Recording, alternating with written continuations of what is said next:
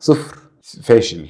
طلع خازوق. هو انا واضح ان انا مهووس. قول لي بقى، اقول بما ان السنه الجديده داخله علينا، فايه الريزولوشن او القرارات اللي انت خدتها اول السنه دي ومشيت عليها؟ اللي انا خدتها السنه دي اقول لك بقى، ده قرار بجد انا مشيت عليه وغير لي حياتي. ان انا كنت عايز ابقى صحي اكتر. انا كان عندي مشاكل في المعده كتيره جدا جدا. مش مشاكل معطله عن الحياه، مش اللي هو يعني، بس اللي هو مش مرتاح، ومشاكل في قولون وانتفاخ وحاجه كده سخيفه. وقررت ان انا اعالج الموضوع ده، وكان علاجه عن طريق ان انا ابطل دقيق. فده اللي عملته من اول السنه دي، وفعلا بقالي اهو السنه كلها وبقيت احسن دلوقتي. بقيت احسن بكتير بكتير. طب وايه قرار ناوي تاخده السنه دي للسنه الجايه وانت حاسس ان انت ممكن ما تمشيش عليه؟ وانا حاسس ان انا مش همشي عليه. اللي حاسس ان انا مش همشي عليه هو ان انا مثلا، هي كلها قرارات ليها علاقه بالصحه، وانا واضح ان انا مهووس. لا بس دي حاجه كويسه، الواحد يعني ساعات بينسى نفسه، ففكره ان انت تاخد بالك من صحتك دي حاجه مهمه. فالقرار اللي انا عايز اخده وعارف ان انا مش همشي عليه هو ان انا ابطل بقى الحلل التفال او كاس ما انا جبت كاس ايرون بس عشان بقى تعملوا حوار ده هي تقيل، وكل مره بعد ما تخلص لازم بقى احط عليه طبقه زيت واحطه في الفرن ويشرب الزيت. يعني التعامل معاه صعب. والستانلس ستيل برضو يعني، بس هم اصح فعلا. والمايكرويف برضو كلام كتير قوي الواحد بيقراه بيحسس انه لا مش المفروض يعمل كده. ايوه، فدي الحاجات اللي انا عايز اعملها وعارف ان انا هكسر عليها فادعي لي بقى. طيب انا عارفه ان انت عندك بودكاست اسمها فاميلي توكس.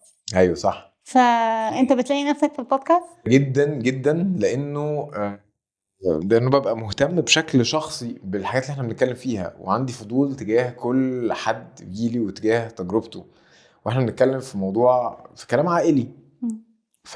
فتربيتك، نشأتك، طفولتك، علاقتك بأهلك، علاقتك بوالدك ووالدتك، علاقاتك بعد كده في الحياة، ازاي بتأسس انت أسرتك، وعلاقتك مع ولادك أو اللي عندهم أحفاد.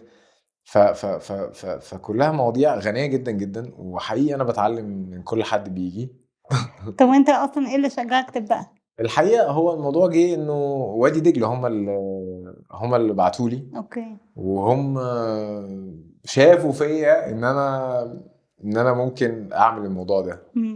وبصراحة احييهم على رؤيتهم دي، لانه لا انا مستمتع بالموضوع جدا. واصلا يعني كل الحاجات اللي انا بقراها في علم النفس مساعداني انه اعمل الموضوع بشكل اللي انا شايفه كده جذاب يعني.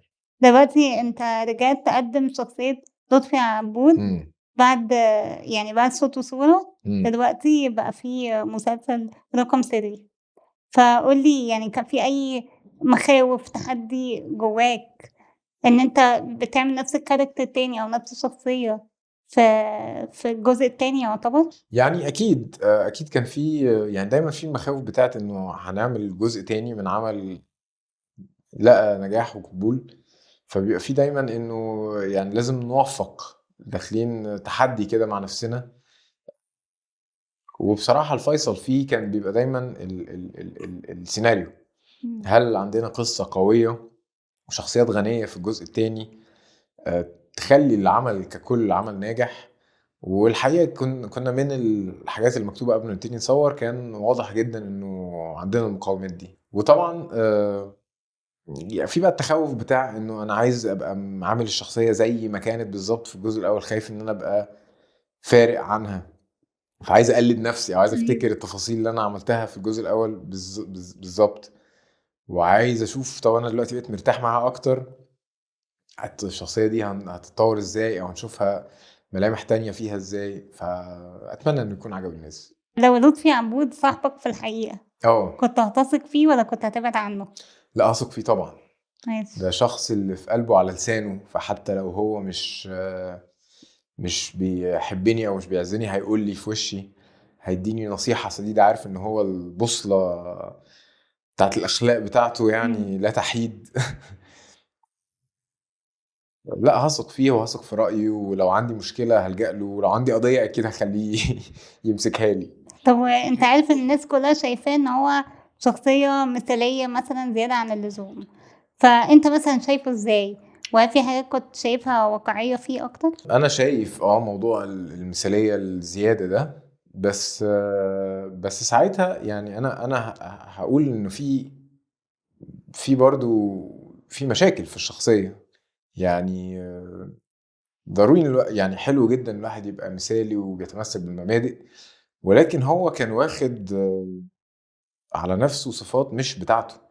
يعني هو دلوقتي لما يجيله حد عشان يدافع عنه، هو فعلا حقه القانوني ان هو يلاقي دفاع بغض النظر عن هو عملها ولا لا. يعني هي دي منظومة القانون اللي هدفها انها تحقق العدل. هو بياخد بقى على نفسه، لا هو بيقرر ان هو يبقى القاضي وياخد حكم اخلاقي على الشخص اللي جاي المفروض عشان يترفع عنه. مثالي عايز الدنيا تمشي كلها صح وعدل، بس هو لازم يكون عنده سعة صدر شوية ان هو لا يسمع الطرف الاخر ويبتدي يقدم اعذار او يلتمس اعذار او يتفهم اكتر. فدي حاجات انا هلوم الشخصية عليها. طب ولو هو شخصية حقيقية دلوقتي، ايه النصيحة اللي انت ممكن تقدمها له؟ انه لا يعني يبقى عنده سعة الصدر، ما وان يتسرعش، هو يسمع رأي اللي قدامه، يسمع الآخرين، ما يديش نفسه دور مش بتاعه. ولو هو فعلا داخل مجال المحاماة والقانون عن حب وعن اقتناع وهو ده فعلا الوضع، يبقى لازم يبقى فاهم ان المنظومة دي هدفها انها تحقق العدل لكل الناس برضو، حتى اللي ممكن يكونوا ارتكبوا فعلا جرائم. طب انت شايف نفسك ان انت قدمت كل اللي ممكن لطفي عبود يقدمه، ولا ممكن مثلا نشوفه في قضية جديدة او والله موضوع قضية جديدة ده، هو دايما كل قضية هتطلع من لطفي عبود حاجة، ماشي. او كل ظروف بيمر بيها هتطلع منه حاجة جديدة، فانا اكيد ما قدمتش كل حاجة. ففي امل يبقى في سيزون جديد؟ معرفش لو في امل يعني يعني مفيش خطة لده، بس اعتقد لو ابتدى الموضوع يعني نتركه، هيبقى دايما الفيصل هو السيناريو اللي هيتقدم او شكل القضية اللي هتيجي تبقى عاملة ازاي. ولو في حاجة قوية متقدمة، اعتقد كل الجهات هتتحمس، يعني اخراج وانتاج وتمثيل كله هيتحمس. دلوقتي انت ممثل وبتعمل مزيكا برضه وبودكاستنج وكده، فكله مجال الفني. مظبوط. انت زمان كنت في كلية هندسة، ايوه مش كده؟ صح. وقعدت سنين فيها. صح. ايه اللي خلاك اللي هو تشفت فجأة؟ وازاي ده كان، يعني هل ده كان قرار سهل عليك وقتها؟ اللي خلاني اشفت هو انه انا بقى قعدت 12 سنة بشتغل في مجال الهندسة في شركات بتاعت هندسة تيليكوم. انا كنت هندسة اتصالات، ومع الوقت في اواخر ال 12 سنة دول كنت حاسس انه انا اولا كنت برفض ترقيات. يعني كان بيجيلي ترقيات برفضها علشان يفضل عندي مساحة من الوقت تسمح لي ان انا امارس الفن جنب الهندسة، ان انا امثل في حاجات بسيطة، حاجات اندبندنت، حاجات مستقلة، ان انا العب مزيكا. برفض الترقيات، برفض ان انا اكبر في مجال الهندسة، وشايف ان انا ما عنديش طموح في مجال الهندسة. طموحي في مجال الهندسة كان توقف، وببص لمديريني ومديريني ومش عايز على الاطلاق ابقى في مكانهم. دي حاجه انت لقيت نفسك في الفن اكتر؟ انا ما لقيتش نفسي في الهندسه. وصلت اللحظه لقيت ان انا مش ده طموحي على الاطلاق. فوقفت مع نفسي قلت امال طموحي فين؟ فادركت ان انا طموحي هو في الحته اللي انا عمال بقدم تنازلات في الهندسه عشان احافظ عليها. بضحي بترقيات وبضحي بمناصب علشان افضل محافظ على ان انا اعمل مسرحيه ولا اروح العب حفله في مزيكا. فده شغف حقيقي. فخلاني اقول طب ما يمكن هو ده طموحي الحقيقي. يعني انا لما بفكر ان انا عايز اكبر في مجال الفن بلاقي ان انا عايز ادي كل ما املك. فده عرفني انه لا، ده وقت انا ابذل بقى جهد ووقت وطاقه في للفن، واشوف ايه اللي انا برضو مش عارف النتيجه هتبقى ايه، وحاجه انا ما جربتهاش للاخر. يعني كان ورث ان انت تاخد الريسك. جدا جدا. وهو كان ريسك لانه فعلا انا ساعتها لما سبت الهندسه ما كنتش مثلا عندي مسلسل دخل ولا اي حاجه.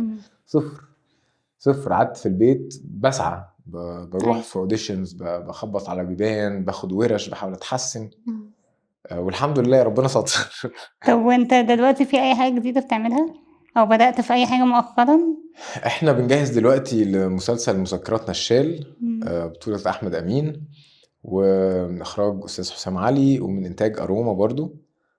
فده بنجهز له عشان رمضان، فربنا يسهل كده ويعجبكم. طب انت لو حياتك فيلم، مين الممثل اللي هتختاره ان هو يمثل حياتك، سواء هنا او بره؟ يعني هنا او بره. براحتك. انا لسه شايف انترفيو ومشاهد من اسمه ايه، يوسف حاجه اللي في موعد مع الماضي. ايوه الولد اللي بيعمل اسر ياسين وهو خطير. صغير. هو يوسف رأفت هايل فعلا.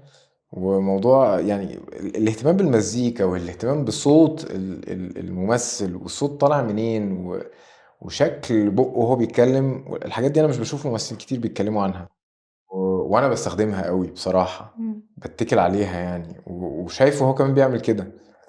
فان هو بيعمل ده من سن صغير كده، فلا انا شايف ان هو هيبقى في حتة هايلة.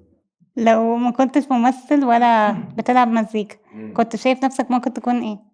محامي مثلا؟ لا مش محامي. مش محامي. اعتقد اللي بيقفلني، مش بيقفلني، بس بحس ان كلية حقوق قاسية جدا. بحس اكتر مدرس. ماشي. ممكن ادرس يعني، انا بحب. درست في فترة مزيكا لما سبت الشغل، وكنت قاعد على الكنبة في البيت، درست شوية مزيكا علشان برضه ابقى ايه، دخل، يبقى عندي دخل من الفن. وحتى وقت الهندسة درست شوية كده، ساعات بيبقى في حاجات عشان نتشارك في المعرفة، فكنت ساعات بدرس كده مثلا. طب وايه الحاجة اللي بتعملها دلوقتي لما تكون عايز تهرب من ضغطة الشغل بقى والروتين وكده؟ بجد بريح. هوبي. يعني اقعد في البيت يعني. نتفليكس على طول بقى وقاعدة؟ لا مش بالضرورة، بالعكس ببقى عايز حتى يعني افصل خالص من كل حاجة. اروح اتمرن، اقضي وقت مع اهلي، مع اصدقائي، مع ناس بحبهم. فعلا ارتاح، اشحن. طب وايه اكتر كومنت او ميم شفته عن نفسك ضحكك او فضل معلم معاك؟ يعني هي ميمز وقت كامل العدد فعلا. أيوة. على ان الشخصية دي اكيد مش حقيقي، واكيد فين الخازوق، وفين هتبقى فين المصيبة. فتعمل ميمز كتير ساعتها. كانت دمها خفيف. طب انت لو هتعمل تيك توك ترند السنة دي هيكون ايه؟ انت ليك في التيك توك؟ فاشل. شفت لك شوية فيديوز حاول. على الكاركتر بتاعك. ما هو ده عشان معانا بقى برضو اجيال في التصوير. أيوة. اشجي اللي هي اخت المقدم حسين كانت بقى جايه ومعاها التيك توك، ويلا نصور. فيلا بقى نصور. فطبعا فعملت، قلت يلا فرصه. بس انا فاشل جدا بصراحه. طب وهل المكتب يعني او اللوكيشن نفسه ليه مينينج ليك مثلا، بما انك صورت 2 سيزونز هناك؟ هو المكتب في السيزون ده مختلف عن اللي فات، بس طبعا هو مينينج رهيب. يعني انا حاجتين بيفرقوا معايا جدا جدا: اللبس، شكل الشخصيه، اللبس والشعر والحاجات اللي هنعملها في الشخصيه، والديكور. بيدخلوني في المود جدا جدا جدا. طب وايه اكتر اغنيه بتسمعها اليومين دول بس مش عايز حد يعرف ان هي في البلاي ليست بتاعتك؟ مش عايز حد يعرف؟ لا عادي، متعرفوا يا جماعه. مش جيلتي بليجر، بس هي بليجر عادي. اغنيه رشا مجدي الجديده اسمها مدينه الانوار. اوكي. عاملاها هي والوايلي. اغنيه هايله يا جماعه، اسمعوها. وعامله اغنيه جديده اسمها ازمه. اغنيتين حلوين قوي. وانتظروا رشا مجدي جايه بقوه. لو تبعت لنفسك رساله او مسج لنفسك من 10 سنين، هتقول ايه لنفسك زمان ونفسك ايه دلوقتي؟ هقول ايه لنفسي زمان؟ هقول ثق اكتر في احساسك. يعني انا من 10 سنين كنت مغلب عقلي على احاسيسي تماما. يعني بحاول الاقي التوازن المناسب ما بين العقل والاحاسيس، وخلاص ممكن اختيارات معينة تبقى بالاحساس تماما 100%، واختيارات معينة تبقى بالعقل 100%، واختيارات لازم الاتنين. فانا حاسس من 10 سنين ما كانش موضوع الاحاسيس ده بغلبه. يعني كنت بشتغل بعقلي، وحتى بمثل بعقلي يعني. فدي كانت ده مزنق كده إمم. الواحد بيقع فيه. ودلوقتي اقول ايه لنفسي؟ إمم. كفايه بقى ثقه في الاحاسيس هتوديه في داهيه. اعتقد هتبقى اتعلم امتى تقول لا، اقلل من ارضاء الاخرين. عيب عندي موضوع البيبل بليزنج ده. يمكن تمشي على القرارات دي السنة الجاية. مين عارف؟ ها؟ مين عارف، هنتقابل السنه الجايه لازم. ونشوف. Thank you بجد بجد بجد. العفو يا نادية، يعني ميرسي ليكي. thank you, it was a pleasure.